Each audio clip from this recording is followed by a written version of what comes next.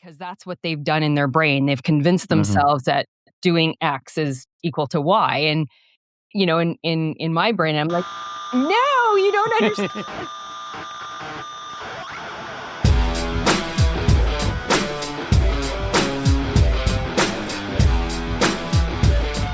Hello and welcome to the Rockstar CMO effing marketing podcast, a proud member of the Marketing Podcast Network. Hope you're well and staying as sane as you feel you need to be. It's Saturday the 14th of February. Happy Valentine's. I'm your host, Ian Truscott. I'm not a rock star, but I am a full-time B2B CMO and now managing partner of Velocity B. And on this weekly show, with the help of my marketing chums, we share the marketing street knowledge to inspire your inner rockstar CMO. This week, Cathy McKnight joins me in the studio to discuss the changes she recommends content marketing teams need to make to respond to today's challenges. And a last-minute clash kept Robert Rose out of our virtual bar this week, so I share an idea I've been working on, the 3Ds of product content marketing. But first, we need to pay the bar tab. I'll be back in a moment. We'll be right back after this word. We'll be right back After this word. This episode is brought to you by Indeed. Stop waiting around for the perfect candidate. Instead, use Indeed sponsored jobs to find the right people with the right skills fast. It's a simple way to make sure your listing is the first candidates see. According to Indeed data, sponsored jobs have 4 times more applicants than non-sponsored jobs. So go build your dream team today with Indeed. Get a $75 sponsored job credit at Indeed.com/podcast. Terms and conditions apply.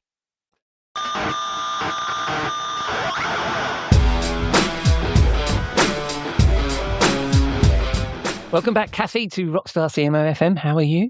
I'm well, Ian. How are you? I'm doing very well, thank you very much. How is snowy Toronto? Snowy Toronto is wonderful. It's beautiful. Well, a bit cloudy today, but nice and bright. But I am getting to the point where I'm starting to dream of spring, as I spent some time on the weekend ordering some tubers and corms for my garden. Nice. Well, because it's slightly different here, isn't it? And owls are popping up. So I've got my... Yeah, I don't need to hear that. I still have 3 feet of snow looking out my window. So. Do you not want me to tell you about the daffodils and the No. crocuses? No? Nope. All right. Not yet. This is the thing we should be doing, this gardening podcast we keep talking about. But obviously, I think the listeners want to hear me talking about my garden while we talk about your snow. Sure. Yeah. Probably not. Do you start growing stuff indoors? I do. Yes, I'm about to start. That's what got me on the tubers and whatnot, was because some of that stuff has to. I'll start doing it, planting it like pre indoor prepping, nice. Probably in the next week or so. Nice. So I was just pulling my calendar together on when I was going to start, because with vegetables you want summer full, right? So you've got to start at different times and different flowers, different needs, blah blah blah. Nice. Yeah, don't have this conversation very much on this podcast. But yes, very nice. So where were we? Oh yes, we're going to talk about marketing. So I'm enjoying your series, your new series. My Bare Essentials? Yeah. Your Bare Essentials. It's really good. So for the listeners, I'll obviously include the link to both of these articles that we're going to talk about in the show notes, but you can find your stuff on Seventh Bear and Insights, research? Insights. Yes, under Insights, yeah. Yeah, if you go to Bare Essentials. So you go to seventhbear.com. And what I like about this, apart from the topics, which we'll talk about, is I like the format. It's very short, very clear, very crisp. And also I like the way that if you do want to know more, you sort of get led on to another article by you or Robert that kind of gives you the less bare essentials. Yeah, I wanted to do something. I did a few towards the end of 2025. I still can't believe we're in 26. I know. And one of the things I found is, with the clients that we work with, we hear there's so many issues, right? There's so many challenges. You get hired to help with strategy or with governance or, just connecting the dots of what they have, which is a lot of what we're focusing on these days is, stop buying technology, stop adding things. Let's get what you have sorted, right? The people and whatnot. And often it's through conversations with clients where they're saying one thing because that's what they've done in their brain. They've convinced themselves that doing X is equal to Y. And, in my brain, I'm like, no, you don't understand. So this is coming from, firsthand conversations. And, often it's that, well, no, this is what you're saying to yourself, or this is what you're thinking. Actually, this is what's happening because you're doing that. And here are the common mistakes, and here's how you should be thinking of it. And here's some stuff to do. So it's just some quick, hopefully insightful and helpful things that people can take away and start doing themselves. Yeah, and it's I think it's very on point at the moment, right? Because we've got a reputation that we can't read anything anymore, and we haven't got a lot of a long and attention that's the other span. thing is, I didn't want people to feel overwhelmed with paragraphs and paragraphs of of things. So it's the same format every week. I post it Tuesday mornings. And then I try and link back to some of our deeper dives into the topics. Yeah. I was going to say that as well, because it seemed like your cadence had stepped up, and now you're doing weekly, which is I do weekly, which we all need to keep up with. And when I say we, I mean me. I was like, oh my God, there's 4 more. I haven't looked for a while, or for 3 weeks or something like that. And it's like, this is cool. So yes, a very nice little resource. And I've picked a couple of articles. As you say, you're doing them weekly now, and you only come on here once a month. And that wasn't a criticism of you. You're only scheduled to come on here once a month. It's not like you like everybody else better than I. Because you have everybody else weekly, and I'm once a month. So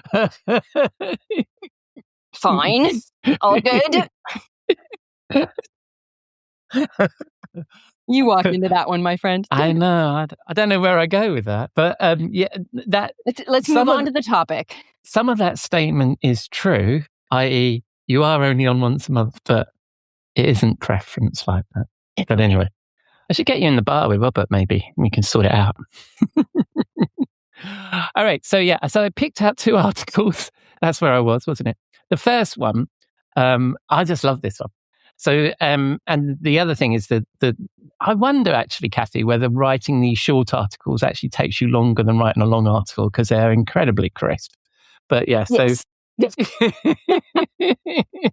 sometimes, because you want to get, again, I'm trying to keep it to, a maximum 3-minute read, same format, key points, and it's hard sometimes to narrow it down because some of them can be so much deeper. And I guess as the time goes on, I'll start, going back and pulling some of the subtopics out and working on those. But sometimes it can take longer. It's a difficult balance, isn't it? I mean, I quite often just let myself go, and then you're like trying to, it's a dreadful expression, drown your own babies, aren't you? Some of the ideas you've got to cut them out to keep it short. Yep. And then, but there was one time where I was, I've been doing my Tuesday 2 cents for like ever. Yeah. And there was one time where I was interviewing with a analyst firm, and they looked at and the lady I was talking to looked at them, and she's like, well, they don't give you any guidance or give you any depth. Or I said, no, that's the point. It's supposed to be short. And so you're like, so I sometimes have that lady's voice in my head when I'm writing, and I think I've got to explain everything, and then you're like, you're into 1,200 words, and you're like, no, this isn't. Nobody has to. But anyway, well done on the crispness, and it's good to hear your process. I also think that's sometimes important, hopefully, for the listeners to hear about how people are approaching these things. So let's get to the first article, which, as I said, I love. And the title is Why Most Marketing Teams Are Organized for 2018, not 2026. So you can see there that that's 1,200 words. That's a book, I reckon. But in it, you said you're running a 2026 content and marketing ecosystem with a pre-pandemic, pre-AI, unorchestrated operating model. So let's start with that. What do you mean by that? So, we had so much change in the early 20s, 2020s with the pandemic, pushed everybody to remote work, digital touch points, everybody and everything went digital. People who said, I'll never buy anything online. They had no choice, right? So it amplified and expanded expectations across all consumers, like whether it was information, whether it was product, whether it was services, didn't matter. And so things like contextual personalization, omni-channel delivery, leveraging insights for decision making and informing the next thing that you're going to do. It became, you needed that. Like, you have to have that in order to move forward. And teams, well, they're reorging all the time. I mean, we work with organizations that if it's Tuesday, they're reorging, it feels like, but they're not doing it specifically to accommodate the corollary with the changes needed, right? Like speed, scale, insights. It's they're moving the chess pieces around, but not strategically. So they're not thinking about what the impact is or why they're changing. It's often coming because there's been a leadership change, right? Or they're moving one part of the P&L to another area. So then that team has to go as well. And it's not focused on outcomes. It seems. So it's, that sounds inside out, right? They're making changes for internal reasons rather than to better serve the prospect customer or the external world. Right. And with these changes, they're, teams are still siloed, which, as I'm sure I've said on this podcast, I know I've said it in my speaking engagements and to all of our clients, is I don't believe silos are ever going away. The whole breaking down the silo thing to me is bullshit. Make them permeable. Right? Oh, yeah. Make it so the information and the knowledge, because those are two different things, can flow between them. The question should be, why shouldn't that person have that information or that data or those insights? Not why should they? Right? And so, make the information going in between. Look at how, when you're reorging a team, don't do it for, like you said, that inside out perspective, right? There's a new VP, therefore you got to move this here or whatever. It's from an outside in. Like, how is this change going to support our customers and our goals from that perspective? And stop with the manual, like the rework and the redundancy of things because of the way the teams are organized. It makes no sense. Yeah, and I love that silo topic. I mean, I think both of us actually talked about this here, and I like the fact that you talk. I mean, breaking down the silos has been around for 25 years, oh my right? Gosh, yeah. And the thing is this is how humans operate. We operate in silos. We operate in small groups. We operate in one pizza meetings, or whatever the right expression is. You can apparently only really think about 120 people at the same time in your network. You can only manage that number of people, some number like that, right? So you're silos within silos. You're always working like that. So I think that's a really, I love the way you talk about making silos permeable, because you're always going to have them. It's human nature. Yeah. But why is it important that? Because it's interesting. 2018 isn't that long ago, and I think it's an interesting date that you chose, 2018 to 2026. But why is it important? What's changed there? Why is it so important that we need to move? Oh my gosh, because the expectation for speed. People get so caught up on volume and velocity, right? And what they should be looking is outcomes. Clients that we work with, it's still weeks to launch a campaign. It should be hours. Oh, wow. Yeah. Right? It should be hours. Personalization, and again, I'm an outlier on this. The whole one-to-one personalization, I think, is crap. Yeah. People want context and they want relevance, right? So if I go online and buy a pair of jeans, don't show me another pair of jeans. Show me a belt. Show me a sweater. Show me a jacket, right? Maybe a pair of pants in similar style that aren't jeans. But it's the context of what I'm looking for. So, and by not looking at it from that perspective, they pie in the sky, and vendors are partly to blame to this because, and it's their job. They've got to show future and aspiration, right? That's absolutely. But what a lot of them are not doing is helping organizations make use of what they have, which is one of the things Robert and I are really leaning into and have for the last year. Is like, no, stop throwing tech at stuff.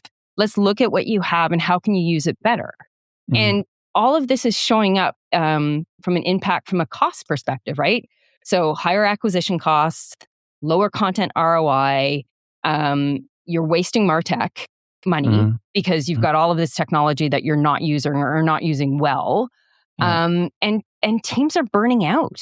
Like they just because it's just too much. So you know, Absolutely.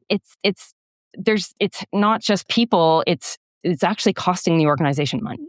Yeah, Jeff's got a great story from when he was at Forrester, where he did a tech assessment piece, and I think you've got similar stories to this as well, where they actually managed to reduce the tech spend sufficiently.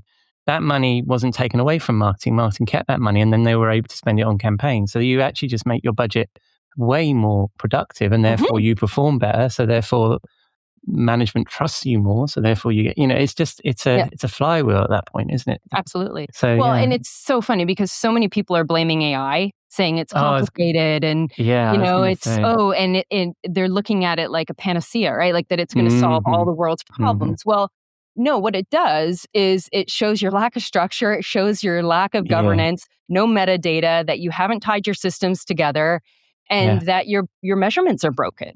Yeah. I mean, well, as you know this work that Robert's doing as well, but me and Robert had that conversation too, where he was talking about the fact that we need, our agents are going to need some level of governance because they don't have human common sense. They're not going to. So you're going to need to sit there and think about every permeable thing this thing might do that you wouldn't do with a human, because you know that a human's not going to do something that stupid. And you would hope. But there's a lot of work that needs to be put into AI. And I think the thing with us is because we've been through a few waves of this, right? We've seen it before, and we know that that's what happened when MarTech came in. That's what happened when things like Marketo and told us how to run our campaigns, which wasn't, we just started getting led by the tech. And this is happening now. People are opening the shiny thing going, not what can it do for me, but what can it do that then I can use, and how, So I think we're going through another wave of that, and I completely agree with that. But where were we on this article? Oh, yes. As usual with you and me, we've gone off on a bit of a tangent there. So it's important because of all these changes that are happening. So we can't just be looking through the playbook that we had in as recently as 2018 and apply that in 2026. Yeah. So, and you've already mentioned one of the things that we need to look at, which is AI and tech. So what other changes are you seeing that we need to make to be the 2026 marketing organization instead of the 2018? Outcomes, not outputs. So stop counting the number of pages or articles you put out or webinars that you do, the vanity metrics. I mean, fine, keep tracking them, but that's not your metric of success, right? It should be like how many journeys were enabled, how many audiences went from one stage to another, right? And you guided them through. And how did that? What was the impact from a sales perspective? So some great. You know what? We delivered you 1,000 MQLs, and maybe that turned into 10 SQLs. Well, wouldn't it be great if you delivered 100 MQLs and got 20 SQLs, right? Yeah. So look at that. It's again that flipping to the outside in is how is this improving the experience, and things like defining what a conversion is. That's another thing. So many organizations, it's strictly, if it's a hotel, it's heads and beds. If it's a product, it's number of sales, and it's not. There's all along the journey, there's different conversions. And so look at those. What are they? What do you need to happen from first touch, that introduction, to get them to where they actually are buying something or staying with you or whatever? And I think the other thing too is structuring content for intelligence. Right. So we've talked about this before. It's componentizing content, right? So don't put out the EPS or the PDF. Make sure there's not 47 versions of the same asset. And I used 47 because there was one client where I did an audit and I found 47 versions of the same. And have it centrally located, have a metadata structure, have a defined taxonomy, have reusable content models, right? So that people are following the same thing, and semantic content orchestration.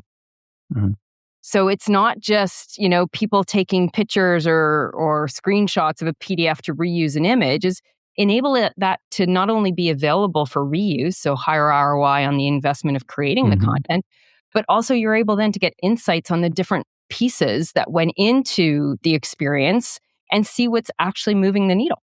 Like what's working, what's not. And that's actually where AI can help, can't it? Because we talked about that before, about how AI can help you in your content operations, because it can do a lot of the hard meta tagging and all that structural stuff that over the last 2 decades we've failed to embrace. Yeah. We'd much rather spend the afternoon understanding our customers than understanding our content, right? So yeah, and another thing too is, I think from a change perspective is, and I there's another Bare Essentials out on this, is start letting your team do the job that they're supposed to, not having them all do this all of the jobs, right? So writers and editors, they're creative storytellers. Let them tell the story. Let those who understand metadata and taxonomy, content engineers, let them be content engineers. And by the way, strategy is a skill set. Right? So hire for that, and then let them set the strategy and guide the content engineers and the creative storytelling. Because if you're asking somebody to do soup to nuts, it's what's that saying? Jack of all trades, master of none. Yeah, exactly. We should. I was going to pick out a different article actually, and maybe we'll talk about that next time. But I really like that article too that you were talking about, that you came up with, where you specifically, and because I've gone off my notes now because I'm talking about something we hadn't prepared. It was something like you asking writers to be strategists, wasn't it? Don't ask. So stop asking writers to be strategists. I knew you'd know your work better than me. Yeah, exactly. And so, but that naturally leads on from this, right? Because what you're talking about here is a 2018 to 2026 marketing organization. Strategy's got to fit in there somewhere. But also, what I felt that pulled on the thread of is the value of content writing and content strategy, right?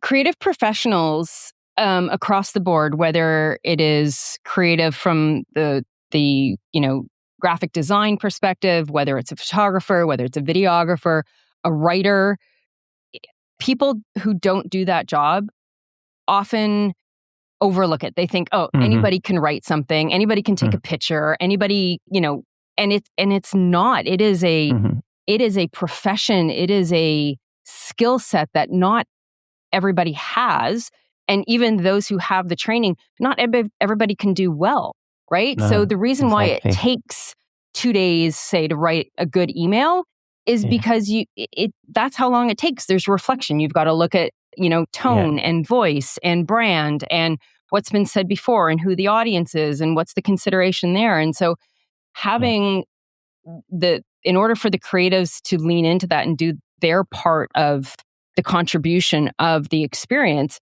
there has to be someone setting the strategy to direct where that creativity goes. Absolutely. Especially today with generative AI.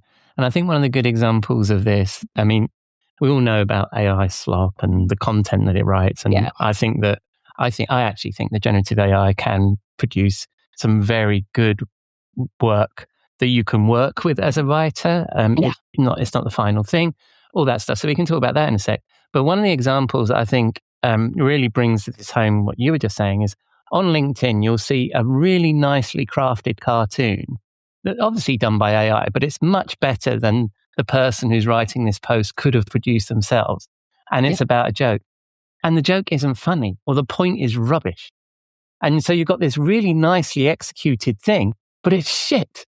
and you think, it looks really similar to a proper cartoon, but it's terrible, and you see that, don't you? And I think that's the very point you're making about the craft of being a writer or the craft of being a strategist is know your lane, right? So, I think that's interesting. Yeah. So, but what about that? So, the post is talking about stop asking writers to be strategists. So, is the flip side the same as well? Are we asking people that really shouldn't be writers to be writers as well now that generative AI is there? We're just saying, go prompt something. there's a lot of organizations out there who, they heard generative AI and the initial, like, what it can do, and they were like, oh my God, we can fire our agencies. We don't need writers anymore. And unfortunately, they didn't set the guide or the rules or the how to use early enough or clear enough. And so there are people who are not using AI the way we counsel clients to do, which is, the analytics part and, do the initial draft and then ask what's missing. Here's the journey stage that we're trying to target. Here's the audience. Like give the tool the information to do the analysis to provide perspective. Well, you might want to add something about this, or, it's a critique as opposed to writing it, because you can tell. You can tell when something is written by AI or mostly written by AI, which, by the way, the new search, people are using Claude and ChatGPT for search. They don't like their own stuff. They don't like stuff that's written by them. So, and they can tell. So it's not doing you any favors either. You lose you lose that uniqueness, that, the ability to go, create that emotional reaction, because everything AI is iterative. There's nothing creative about it. No. It's all based on something else. So the human has to be the starting point.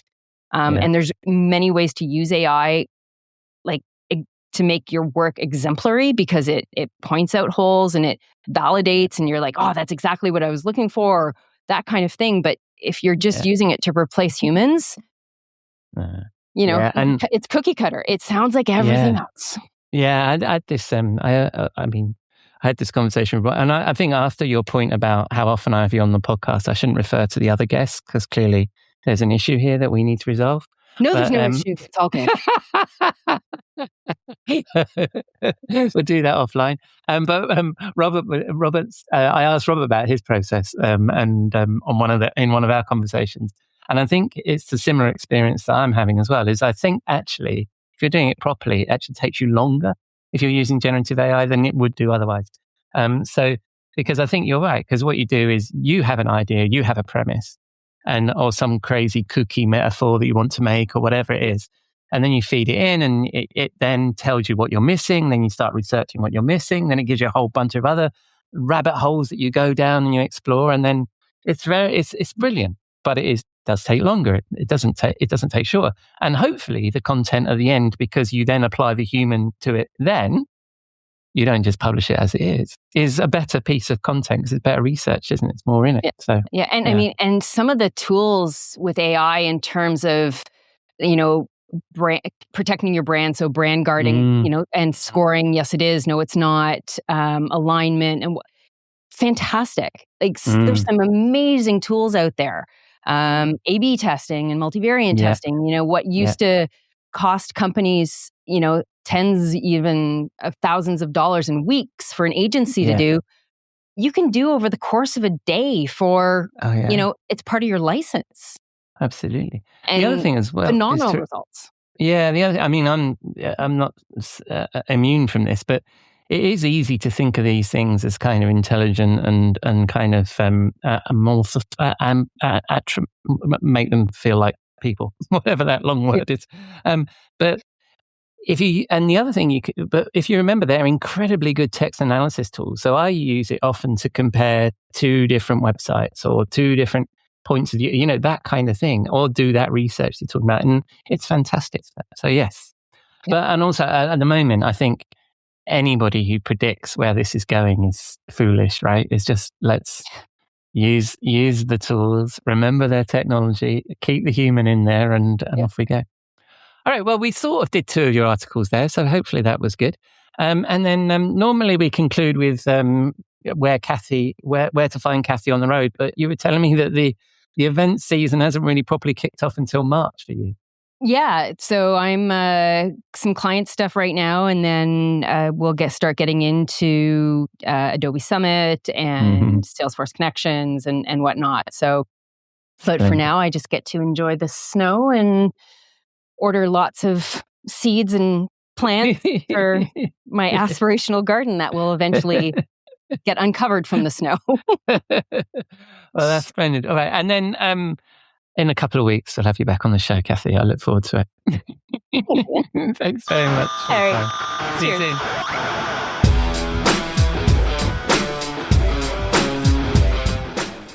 Thank you, Cathy. Her Bare Essentials quick takes are well worth a read. I'll include a link to them in the show notes, but as we mentioned, you can find them on seventhbear.com. There's a link on their homepage. Right, as you regular listeners know, normally at this point we'd be retiring to our virtual bar, the Rose and Rockstar, with my chum, Robert Rose. And you may also know that I record this on Friday evening. We have a fairly tight window to do it in, as I'm in the UK and he's on the West Coast. And last night, he was called away last minute. So sadly, no cocktails for us. Although maybe go pour yourself a nice gin and tonic, as instead, here's a little solo from me, an idea I shared in an article for Startup Magazine here in the UK, the 3 Ds of product content marketing.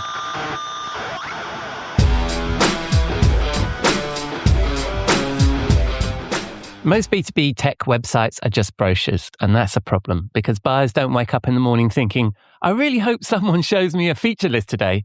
They wake up thinking about risk, about their reputation, about whether they're making a smart decision. And of course, they don't care about our products. They care about their problem. Recently, I've been spending time with early stage B2B tech companies, startups trying to sharpen their messaging. And I reviewed about 25 websites in one sitting to see the state of B2B tech websites right now. I mean, it's a bit of a trope, isn't it, that they're always about features. And I won't say they all look the same, but yeah, they pretty much did look all the same. Features, functions, integrations, logos, and a parade of companies claiming to be innovative, leading, and AI powered. They all look fine. Some were very slick, but none were particularly compelling, especially as I was looking at them through the lens of the senior buyer, as a former CMO myself. Which brings us to the tension at the heart of product marketing. On the one side, you've got the emotional buyer, the person thinking about risk, reputation, career impact, and as I've talked about before, the fear of fucking up. On the other side, you've got the practitioner, the subject matter expert who need to know what this thing actually does. They need the features, the functions, the flippers and the flappers. You need to balance inspiration with information and emotion with that evidence that you can actually solve their problem. So how do you satisfy both? And how do you do this coherently without sounding a bit weird? I think you need 3 different types of content: default, distinctive, and direction. If we start with default, if buyers can't place you mentally in a category, they can't buy you. Default is the table stakes content that's needed in your category. It's the familiar language. It talks in the acronyms and the terminology that practitioners will use that are in that category of software that you're selling. It'll talk about the integrations. It'll make the compliance statements that it supports the various different standards that need to be supported. It'll have the customer logos and the case studies. It answers the very rational question, can you solve my problem? And here's the thing, of course, you absolutely need this, especially, and I'll talk about this a bit more in a moment, in that thing that we're always referring to here on this podcast is this 95-5 rule that LinkedIn talks about. And that is that only 5% of your market are actively buying right now. And this is the absolute content that 5% need. They're shortlisting, they're comparing, they need detail. But most companies just stop there. They build what is essentially a perfectly serviceable product brochure, which, as I say, is great when the buyer understands the problem and feels the need to solve it, but it's not distinctive. So if we move on to my second D, distinctive, this isn't about being different. Distinctive is slightly different because every B2B tech company claims to be different, right? Leading, innovative, game-changing, all those mealy words. And they're so common that I could almost put them in the default category. But being distinctive is something else. It's not about winning a feature-by-feature tick box comparison and you're different because you've got more features. It's about being memorable. It's about brand recall when the buyer is actually looking to solve the problem that'll happen in the future. Because remember, only 5% of our buyers are in market at the moment. It's about having a point of view. And it might not just be that. Some people think that this is just all about your North Star and your why and all that kind of stuff. But it might be a defensible product choice. Why did you choose the architecture that you've chosen or the direction you've chosen? It might be a clear philosophy about how that problem should be solved. So your view of the market.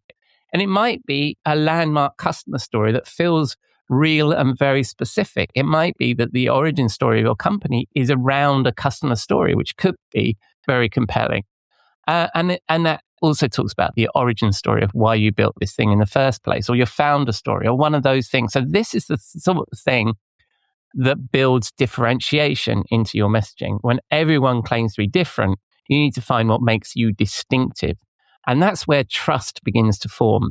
This is where the buyer might say, I like how these people think. And maybe they overlook that you're missing some flipper or flapper feature that a competitor does, because that trust is starting to be formed. So the distinctive content answers the question, why you?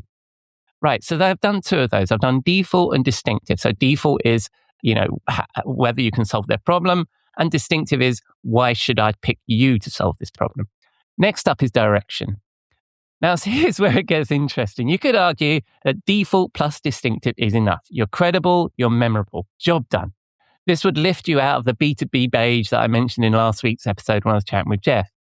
But there's another level, direction. Direction is when you stop reacting to the category and start defining it. Buyers and influencers are often looking for reassurance that they're making a smart long-term decision. They don't just want a tool to solve their problem. They want a sense that they're aligned with where the market is going. Direction is the bold idea. It reframes the problem. It reshapes the conversation.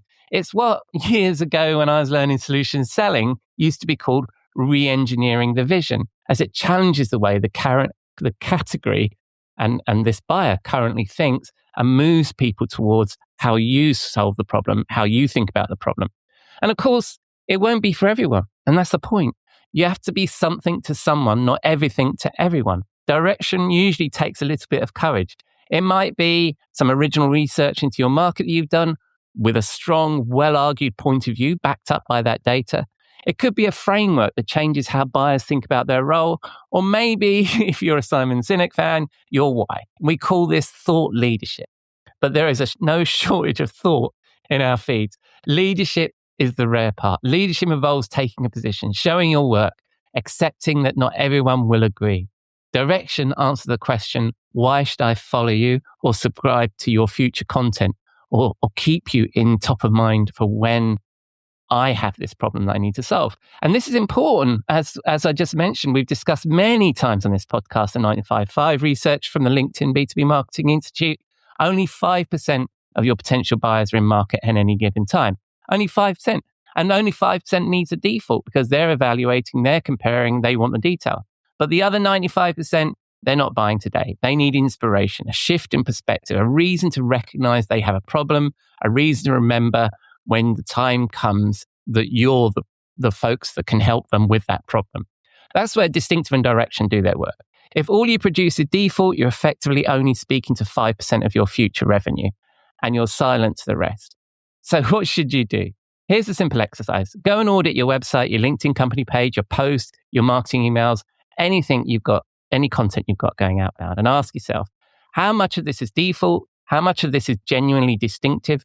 Where are we providing direction? And who is this content for? Is it just for the buyer who's already in market, or are we building belief with the future buyer, the one who isn't even looking yet?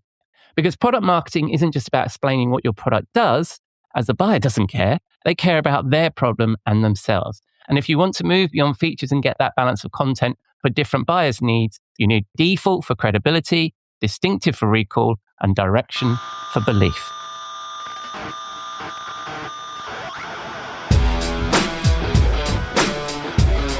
Right, that's quite enough of me. Those are my 3Ds. I know the editorial policy on this podcast is usually 5 effing things.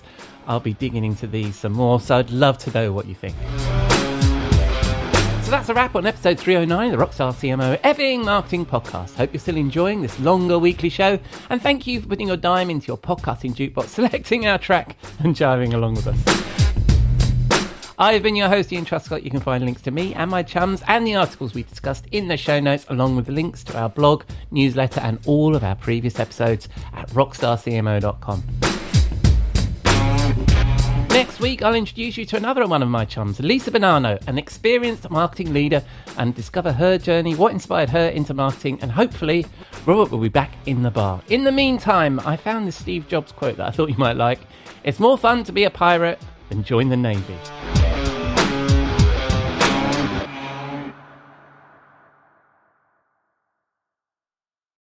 This podcast is heard along the Marketing Podcast Network. For more great marketing podcasts, visit marketingpodcasts.net.